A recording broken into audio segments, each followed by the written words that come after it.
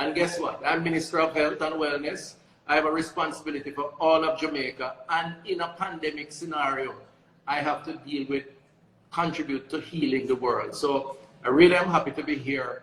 And I say to those who may think otherwise, that all of us count and all of us have to create a solution for the challenge.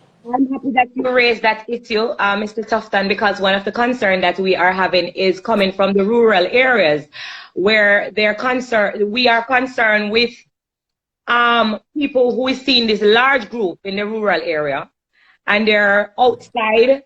And what the entire Jamaica needs to also realize is that when the COVID is spreading, it's not picking sections, it spread all across Jamaica. So it doesn't matter who you are, what color you pick, or who you vote for, or whatever. It is the whole entire Jamaica that will be affected.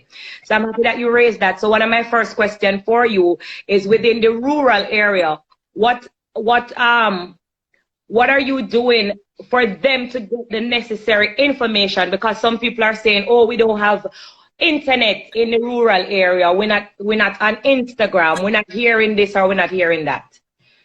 Well, first of all, I have to really salute our public health officials across the country. We have an infrastructure. We have people in every parish, hospitals, health centers, 320 health centers, 24 hospitals, and every parish is represented. And those persons are on the ground in communities communicating the message. In addition to that, Spice, we have advertising, we have radio, TV. Some person, if you don't watch TV, then you listen to your radio. And you would be surprised how many Jamaicans have a smartphone. A smartphone is essential now. So they go on their Facebook and they go on their Instagram and other things. So we communicate through all of those platforms. And we also provide a number where people can call to get additional information. So we're not perfect, but we have tried to use every means necessary. And you know, even in your case, with your following, we hope that some people watching who may not have heard follow up based on the information that we can provide. And we thank you for that. And that is why it's also good for you to be on my platform. I'm not sure why someone would not want you on my platform. With me having 2.6 million followers, there's a lot of people who probably didn't hear your message or hear from you who will definitely hear from you this evening. And that is why I want to make sure I get out as much questions as possible. I'm not sure how long you have with me, but I want to make sure that the entire Jamaica will hear about, you know, their concerns. So let me jump right into it. St. Catherine is on lockdown. I'm from Portmore, by the way. So not because I'm in Jamaica presently, it doesn't mean that I forget my people. So I have to, you know. All right, the alphabetical order is not being monitored properly, and a lot of people are concerned about the way how, you know, the government says you go out in alphabetical order. What is happening? There's a lot of chaos in Portmore. They're not practicing social distancing when they go out to do the shopping. What measures, what can we do to stop the whole jumble up of the shopping that is going on in Portmore? Because what I think I asked before I come, I got a lot of DMs as well. They say that there are police officers out there, but they think the police officers are there to make sure that there's not any outbursts of anything, but there's not someone that's physically making sure that at, you know, 65 and older is there at this time. If your name is not N to H or however they do it, like everybody's just going out, waking up early in the morning and going out there. So first of all, Spice, and I appreciate that question, and you have a point. I mean, there are some long lines, particularly that relates to food shopping versus at supermarkets and so on. And that is as a result of some of the restrictions imposed. If you allow me, I want to first of all explain that the government of Jamaica, and this is not just my decision, we have the Honorable Prime Minister Andrew Holness, who is providing great leadership. The cabinet, we deliberate on these things, we discuss it. The reality is that we have had an issue in St. Catherine with the coronavirus, where we had one institution with approximately 1,000 employees, most of whom are from St. Catherine, and there has been an outbreak within that organization. The virus is very, very contagious, meaning that it spreads very easily. If I talk to you and I am too close to you, you can pick it up. And of course, you go home to your family members, your friends. So the lockdown was a result of us thinking that the way to try and control it is to discourage movement. Now, I want to say that people need to understand that the last time we had such a public health issue was 100 years ago. That was the Spanish flu in 1918. The world has never seen this. So we're learning as we go along. But we believe that the decisions that we have taken was the right one. Now, we are prepared to review, and the Honorable Prime Minister, I know, in his meeting on Monday with the Cabinet, will review the measures. But we feel that if persons observe what was told to them in terms of the alphabetical order, then we would not have had this kind of rush. So the truth is, some people not observing it. Now the police and others who are there are supposed to give guidance, and they are doing some of that, and as well as managing the movement. We are going to have to look at it again. We believe that the vast majority of persons are getting ahead, but the rush is happening in some places, and what we're going to have to do is look at it and see how we can restructure it. But it is a learning experience for us too. And I appreciate that. I just glanced at some of my comment, and they're saying it's happening in Spanish Town as well. So we're not leaving out Spanish Town area. It's happening in Spanish Town, Portmore as well. Some people are saying they went to the supermarket at 10 a.m. and they didn't get through at 5 p.m. And somebody also just comments, reduce the size of the group. But however, even if we reduce the size of the group, there are people in Jamaica who are not listening and they're not observing the government orders. So I would like the government to implement that.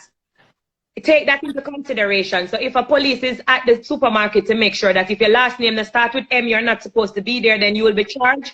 I guess some strict measures need to be put in place.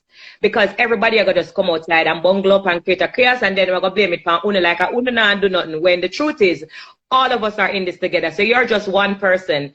So I would hope that moving forward, when they review it, that they will abide to that. Well, this is why I'm enjoying talking to you, because you have your followers, you have people who listen to what you say. We need the message out there in all quarters of Jamaica. And to the extent that you appreciate and understand what is going on, then we appreciate the fact that you're sending that message. But you're absolutely right. Persons need to just listen, try to listen to the directions that we give. Remember, no, no, Spice, this is in your interest as an individual. I'm talking about the people in the community. We don't want any Jamaican, whether in Portmore or Spanish Town, to get COVID-19. We're trying to protect you. So the actions of the government is not about the government. It's about you, but personal responsibility is absolutely critical. And so the message is very important, but following the instruction is absolutely critical. And I can appreciate that, because before I came onto the live today, I make sure to call as much people from Portmore to find out how it was operating, and you know, the feedbacks that I got, it wasn't good. So like 65-year-old person was there with a younger person, and the younger person is arguing that me are going first and me first come, when the truth is that wasn't what the government said. Yeah. So you can't complain when you are not following the orders, because that is going to create a problem. Absolutely. But you know, we're gonna appreciate too that it is a rough period for Jamaica as it is for the world. Mm-hmm. There is some panic. There is some fear of the unknown. And we kind of have to manage the process in a way that makes us flexible. So I'm not going to blame the people for everything, because I think government have a role to play too. But we are prepared to be flexible. We are prepared to adjust. We are prepared to assess, which is why if it means making some changes around the shopping hours, I'm sure the Prime Minister and the Cabinet will consider it and will take necessary adjustments when the time comes. Most definitely. Here is another issue that they are having now with the shopping and the concerns that they're having. The poorer class of people are not able to buy in bulk, because I made a video and I said, I see people lining up in long lines. You're not practicing social distance. Why are you waiting on the appointed time to run and get this and that? And they're saying, I can say that because I am able to afford to buy in bulk and stay home. What about the people who are like not working now? Is there anything that is being put into place where they will be able to get, I don't know, some form of support. support. Yes, we have made some some adjustments in terms of providing support for those who are most vulnerable. Yes. The Minister of Finance made an announcement. We had it publicized on all media platforms where persons who were working, who had to be laid off because of the slow time that we're in and the shutdowns and the cutback of businesses that they could apply. Over 400,000 Jamaicans, the last time I checked, applied for that support. And so they will be getting some assistance. In addition to that, members of parliament have been given a little support to help the most vulnerable in the society. But you're right. Part of the reason why we have to keep shopping establishments open, even with the shutdown, is because some people earn to live for one day. Yes. Their earning cycle is very short. So if Right. you shut them down, and they can't buy a week of grocery. Right. So we have to manage that, and that's why. But clearly, the alphabetical thing is a difficulty in some instances because people may be panic buying. And what we want to reassure Jamaicans that you don't need to panic, because it's not like we're going to do something that would make you not have for extended periods of time. So if you don't get it today, you'll get it tomorrow. And that's some message that we have to get out there. Right. And with that, I want to hold you right there. You say if they don't get it today, you'll get it tomorrow. Is it that we need to extend the days and not only give them 2 days? Because here's another issue that they're raising in my DM. They're saying, but Spice, if I should wait on the alphabetical order or wait on my turn, the amount of people who live in maybe St. Catherine, they may feel like by the time them reach, everything is done. The supermarket don't have enough food to last or to serve them. So they're panicking and they're trying to rush to make sure that they have the little to eat. Right. So I want to clear that up if I may, because part of even with the restrictions, we do allow the suppliers of food. So the bakers of bread, the manufacturers of flour and rice, the juices, we do allow them the flexibility to keep manufacturing or producing and to deliver. So it's not a case where, because St. Catherine is on lockdown, if the supermarket sells off all the bread today, they won't have any bread tomorrow. Okay. So people must understand that, because we know that people have to eat every day. And so you don't need to buy everything one time. And we know a lot of people don't have the money to buy everything one time. So it will, over time, we will replenish stocks in the supermarkets. All right, good to hear that. Let me jump onto this other concern that I have. Someone from Anova is saying it is the only place without COVID-19. Is that true? Up to recently, I believe. I think we now have a case there. I get briefed every day, a couple times a day. I think we had a case a day ago. The truth is that the COVID-19 is now in every parish across the country in different numbers. St. Catherine and the Kingston and St. Andrew area are the largest numbers of COVID-19. That's the biggest population of the country in these parishes.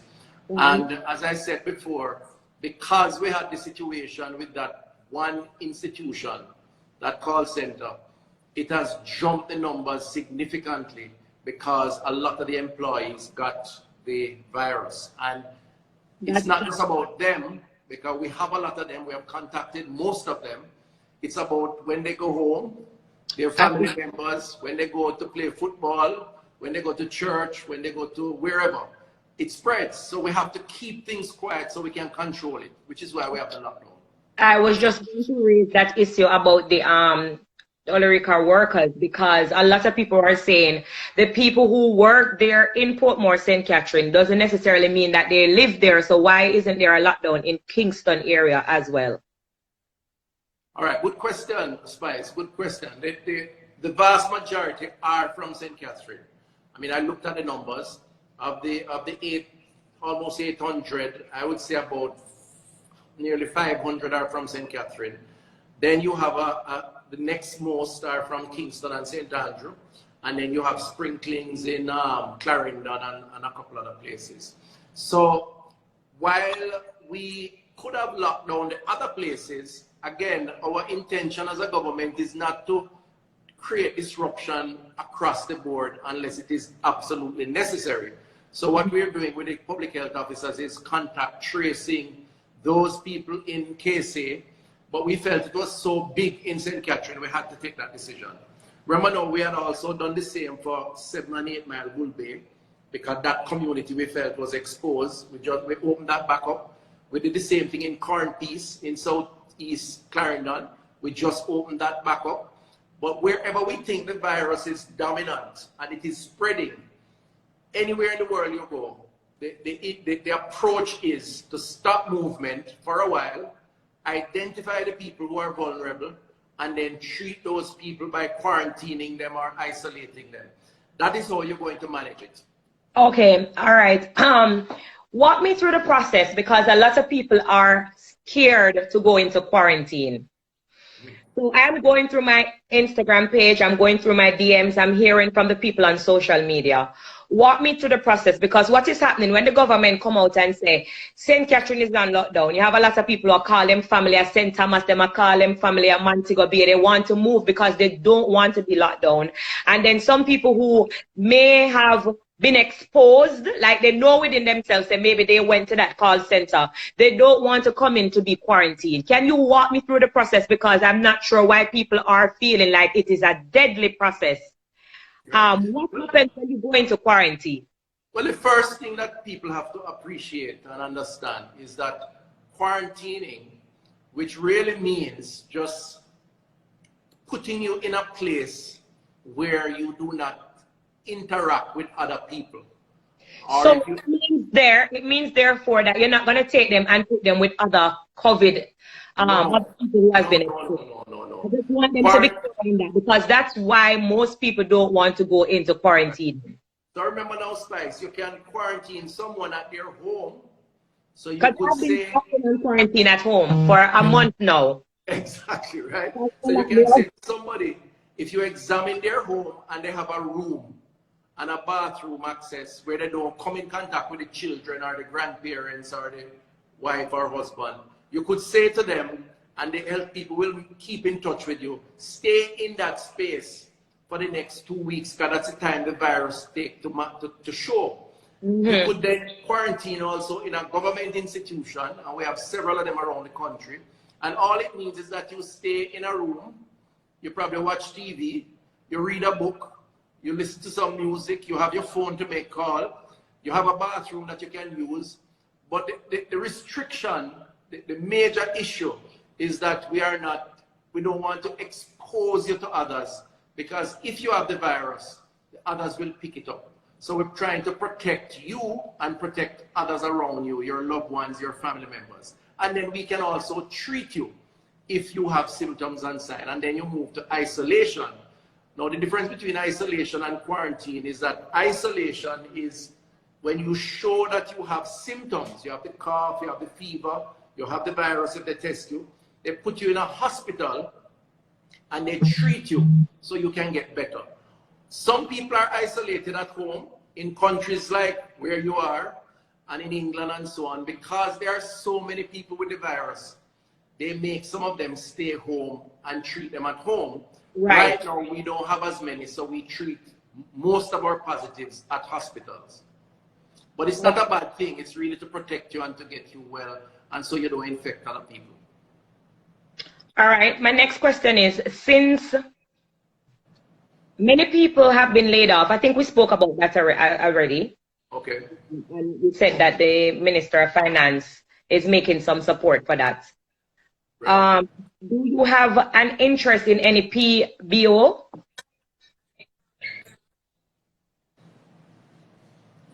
Oh, do I have an interest in BPO? All right. All right. So that question, that has been said, that I have some interest in a BPO. I am not shutting them down. First of all, let me just say I don't. I have no interest in any BPO business. And also, critically, the decision as it relates to the BPO space, I don't make no decisions on my own. This is a Cabinet of Jamaica, Government of Jamaica decision. All the decisions we take around COVID is discussed with the Prime Minister, who is the chairman, the Cabinet of Jamaica, and then we make those announcements. There's a rumor that I have interest in me or some other minister, another colleague minister. That's not the case. In my private life, I have given consulting services to many businesses, but in government, I only focus on what is in the best interest of the country and the people. And the decisions that we make now are in the best interest of the country and the people. All right, someone is asking, well, I'm not sure if this question would be for you or the government, but they're asking about the fixing up of the national arena instead of fixing up the already existing hospital, because there is not enough, I guess.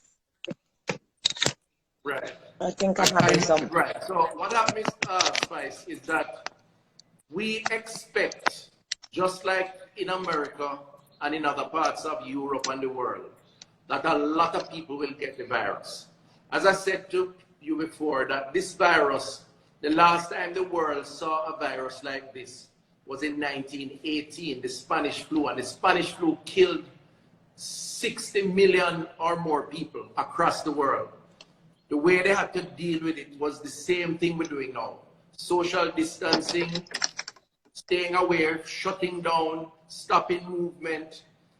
But the fact is, because of the numbers of people who will get ill, we have to set up our hospitals to accept them, but we don't have enough hospital beds to deal with all of them. So the national arena is being retrofitted, meaning we're transforming it for a while into a hospital by putting in partitions, putting in beds, and we're doing that to prepare for the possibility of a lot of people having the disease. Because as a country, as a responsible government, we don't want people to have it and they can't get medical service. And the truth is, many countries in the world are doing that. If you look in Europe, you see people transforming arenas into Most hospitals. Definitely. They're doing all of that stuff, so that we're not the only people doing it, but we have to do it for our people because we want to make sure that we are prepared just in case that we need it. And when it passes, we will go back to normal as people would expect. Someone is asking, how many respirators does Jamaica have? All right, so we know we are just about 100 or a little over 100. That is a target that we had set for ourselves, because based on how we think the virus will spread and the number of people who will need hospitalization and those who will be serious to require a ventilator, we think that would be a sufficient amount, because different people will come at different times.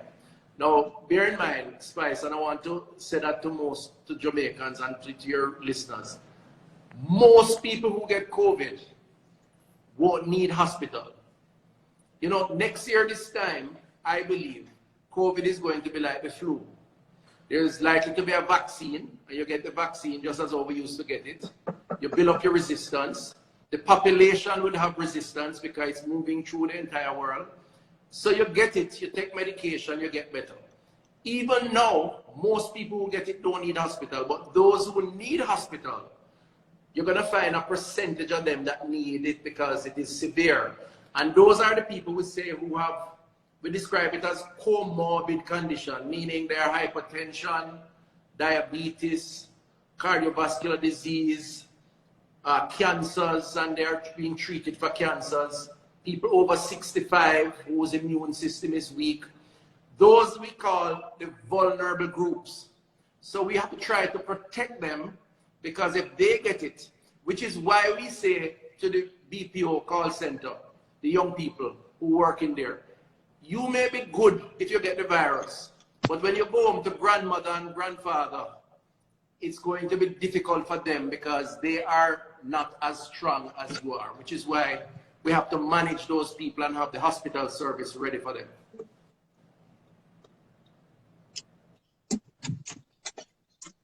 I'm so sorry. I'm so sorry. No, that's fine. I'm so sorry. I'm letting in my little son from the Oh no, that's good. Oh, is it Right. good? I'm here with my kids as well because we cannot return to Jamaica. So let me go ahead and raise that concern that a few people have been asking about the borders, when it will be open. Some are saying they're stuck here in America, their visas will expire, their Well, mother is of age, they need to return home. Is there any way you can answer that question for the people who is concerned about the borders being first of all, open? I want to ask you, for the kids, and are you homeschooling, right? Say that again. I said, first of all, I want to ask you, how are the kids, and are you homeschooling, like us Yes, here in I'm definitely Jamaica? doing homeschooling, and we do that through different separate aspects. My son is from Wilmers, my daughter is from Immaculate Conception, and they're doing a great job. They do classes in the morning on the Zoom, and you know they Right. keep me up to date through the email when the classes are coming in, and I just click the link on the Zoom. So I must commend them on that as well. So yes. That's very good. Well, the truth is that you are one of many Jamaicans who are stuck where they are. And again, I want to explain the rationale for it because there's a reason for it. The virus spread through people, and the world really has been brought to a standstill by the virus. I mean, many countries in the world have said you have to stay put because the extent to which you travel, you could either pick up the virus while you're traveling or Right. transmit it. In our case, we have imposed these restrictions like many other countries, and where we are now is assessing how it is as a government we are going to start allowing travel again. Now, it's not just up to us, it's up also to what the countries that where our Jamaicans are. So the Right. US, for example, have some decisions to make, and they are making them. Airlines that are now grounded will have to make some decisions as to when they're going to start flying. Our own border protection in terms of some of the things we have to put in place to protect people coming in. So what we have to do now, and what we are doing now, is collaborating to find a solution, and that involves working with other countries and with all the experts involved. So it is going to happen. Just give us a little more time as we seek to manage the risk of the disease as other countries are doing. I am willing to give as much time as possible because I believe that, you know, the only concern should be that of the people, which is the majority, and that, you know what I mean, your job is keeping Jamaica safe. So, you know, I'm aware of that. It's just that there's a lot of people out there who are complaining about being stuck and can't go home, and I understand their situation. So if you could take them into consideration as well. Some people are saying that someone came in from, is it Turks and Caicos?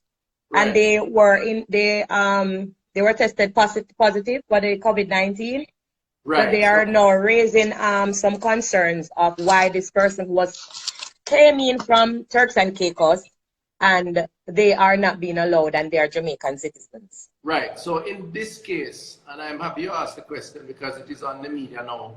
In this case, that individual was operated on in Jamaica at the University Hospital in the West Indies some time ago. A serious operation. The person has cancer. Person went back home. Now some of these smaller island spies don't have the facilities. They don't have the specialists, the surgeons and so on because they're small. They're like, 20, 30,000 population. So the person went back home, got ill. They tried to correct it there and they got worse. So the person would have died. So the country contacted back the surgeon in Kingston at UWI, and the university hospital spoke to the ministry, went through the process on compassionate ground with the Ministry of National Security, and they got a permission to be flown in so they can do a second operation. They never knew and did not test until after the operation. They decided to check for COVID. And it is after the operation they realized that the person was positive. So the person was moved into the COVID ward, which we have at the university, and is being treated. But my information is that the doctors were well prepared. They were properly clad. I don't get the impression that anybody was at any major risk. And I may be not getting all the information because I just learned of this morning. But on the issue of the individual, The truth is, it is an ongoing case that a doctor was dealing with, and the person would have died if they never got the support of university. And we have to make some exceptions when it comes to life and death in these cases, and that's what we did. Which is understandable. I must commend you as well, because I believe that you're also risking your life by being out there and doing as much as you can. So you're also risking your life. So I want to thank you on behalf of the people for doing such a great job. I know some of my questions are not maybe of the minister for you, which is, you know, you're the Minister of Health and Wellness, but, you know, I just want to try my best to answer as much as, you know, to get as much answers as possible. Some people are asking about the 40 that is coming in and about the health risk. You know, if there's anything that is put in place, well, will they be in quarantine? I'm not sure if that question should be for you as well. I mean, it's still health and wellness. They're concerned if they're going to bring the COVID into the country. Who are those people? Sorry, I didn't hear the that. The deportees. Oh, right. No, man, you can ask me the questions, but if I can't answer it, I just say I can't answer it. I mean, you know, that's how we roll. We're gonna roll. Thank you so much. We appreciate the time, and I think everybody else appreciates it as well. As you can see, the amount of views we have right now, they really are appreciating this. So thank you so much. No, and thank you. But on the deportees, again, this is a matter that the Ministry of National Security, Minister Horace Chang, and he does take it to cabinet. So all of us discuss it, the Prime Minister, everybody. And it's being dealt with from that level. Now, I can't comment on when or if they will come, or when they will come. It's not a matter of if, but when. But what I will say from a public health perspective, when they come, they are going to be subjected to what we call a protocol or a procedure that will allow us to make sure that they're not coming in with the virus, right? And that's the same quarantine arrangement. So you put into a particular place, you stay there for 2 weeks, your temperature is checked every day. If you have no symptoms or you're tested, because we do the test, we collect the swab or the specimen from your throat and your nostril, run it in the lab. Then once they are free of COVID, then they would be allowed to go in the general population. So our responsibility is not to decide when they come. That's national security. Our responsibility is that when they come, we take care of things to make sure that they're not affecting negatively anybody in the population. Right. I've been asking you a lot of questions because my DM is full. You can imagine the amount of people who are reaching out to me. Is there anything that I am missing that you want to elaborate on? Something that I probably never asked you that you want to get out to the general public? Well, you know, Spice, thanks for that. Before I go back into the question. I just want to use your platform, your celebrity status, your influence, the people that follow you and depend on you to give them advice. Right. To say that, firstly, this is not a disease that we should panic over, but we should be concerned about.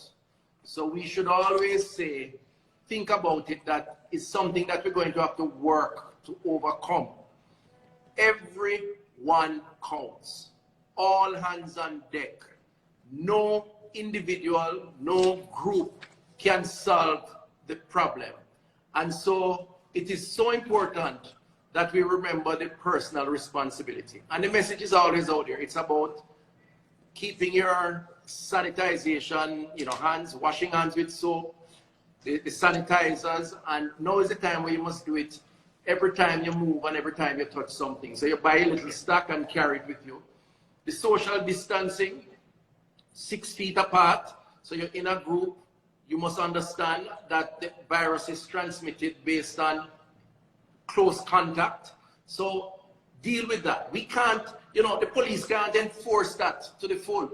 If you in yourself don't realize that you have that role to play, then you're going to make a mistake. Because as a society, we are a touchy-feely people, right?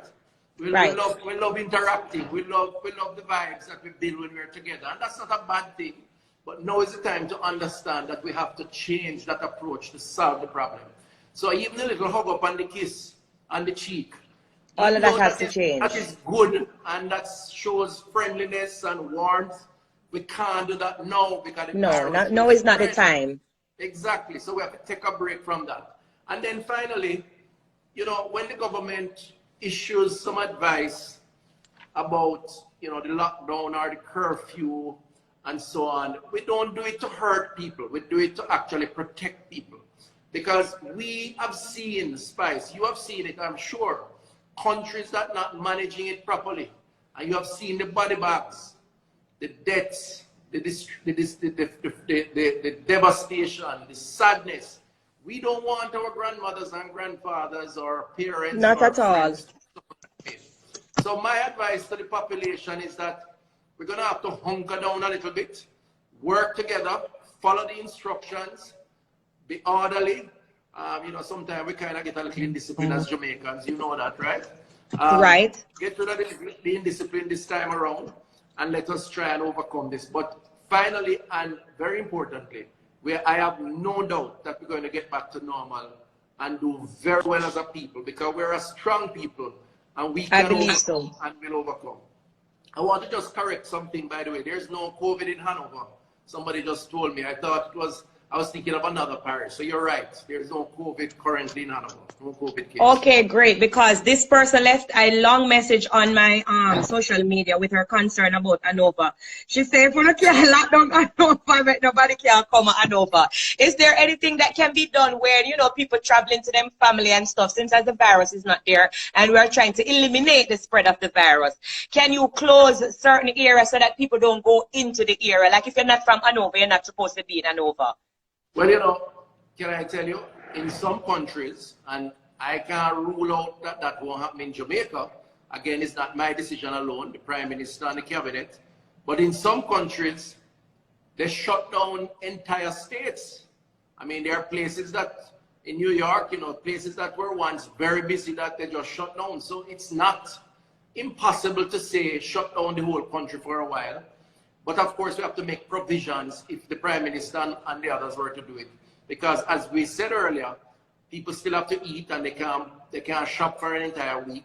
But yes, we can shut down parishes just as we have done St. Catherine. So basically what we're saying is all persons in St. Catherine should not leave the parish of St. Catherine.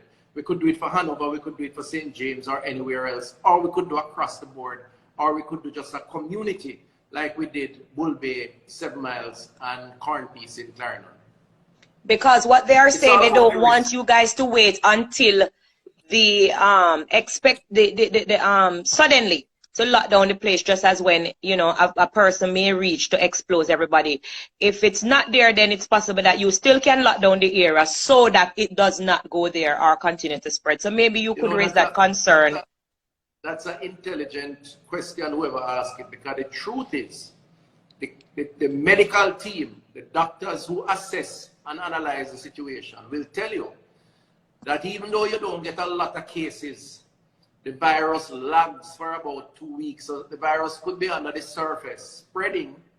And so someone may say, why are you locking down Hanover when you don't have a case? Or you lock down St. Thomas when you only have 2 cases? One of the good things about the public health people is that they do something called contact tracing. Contact tracing means once you have a positive case, they track down everybody who was linked to that positive case. Right. They track down where they went, and Jamaican people travel a lot. We move from parish to parish. We're like most nomads, definitely. right? We have a girlfriend over in another parish. We have a cousin in the other parish. So someone who is positive, one of the things I've noticed is that when you contact trace all the people they have been in touch with, sometimes all 6 parishes they've got to over the last week. And therefore, they expose these parishes. So even though you don't have a case, the contact trace could show that we may need to take action based on who they have been in touch with and where they have gone. And so we could actually do that because the virus is there, even though it's not showing. How long does it take for you to, after you test for the COVID-19, how long do you take to get the results? So normally we would say within 24 hours, but we could do it within 12. I mean, it depends. We test in batches. So I did my test, by the way, and got negative this week. So congratulations. Thanks. I'm happy to know that. Congratulations. Right. I think it's important that as one on the front line, You know, I have to go out there and motivate the people who are on the ground. And so I put myself at risk, but I understand that's the nature of the work, right? So I did my test, and I must tell you, it's not pleasant, but it's doable. Your test is not pleasant? Yeah, it's not very pleasant, put it that way. But I'm not discouraging. If you have to do it, you have to do it. They put a swab, they call it. It's like a Q-tip that you use to clean your ears, right? And they put it in both of your nostrils, and it goes right up to the back, almost the back of your throat or the back of your head. Wow. So it goes right through the passage, and then they twirl it a little to pick up the substance around here, and then they put one in your throat through your mouth. So when I did the one in the nose here, first of all, I don't really like going to the doctor, right? So I shut my eyes. It's like when I do a blood test, I don't look at the needle because I'm afraid. Right.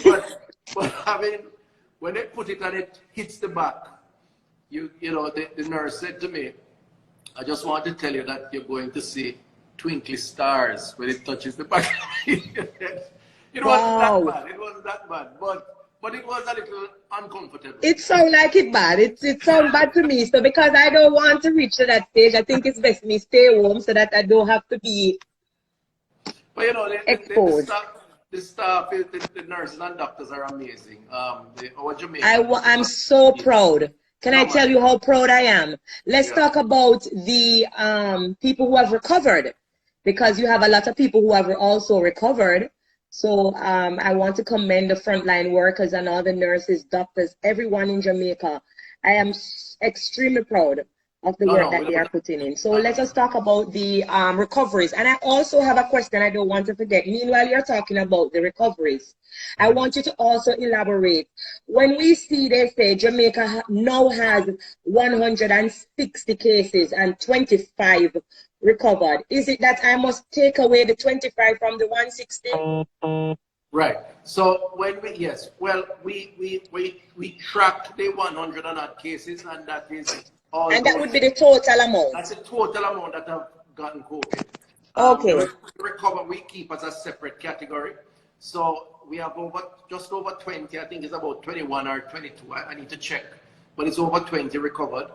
And we have 163, I think, the last time I saw. I know we're supposed to get an update shortly. Maybe after this program, I'll get that. And we try to keep the public informed. Now, we have lost, unfortunately, 5 persons. 5 have died. What it shows is that most people recover from COVID-19. Most persons. That's and like good. I said, people who die, unfortunately, are normally the older population and people who have underlying sicknesses. So, you know, as I say, hypertension, diabetes. I mean, we have had a 79-year-old who passed. He had some other conditions. We have had a 40-year-old, but he had some other underlying conditions. Sorry to hear that. So it's so important that if you have a situation already, you have to be extra careful. The kids tend to get through very quickly and easily, but very importantly, one of the reasons why we suspend school is that the kids, while they will overcome COVID for the most part, they are very big spreaders of it, because they, you know, our children, they don't necessarily wash hands and take precaution. They jump and play around and touch everything. Most definitely, and then they bring it home. And they bring it right home and they give it to grandmother, grandfather, mommy, daddy. And so what the history has shown us is that kids do fairly well if they have it, but they spread it very rapidly because they pick it up and they don't observe a lot of the hygiene practices that we say is important.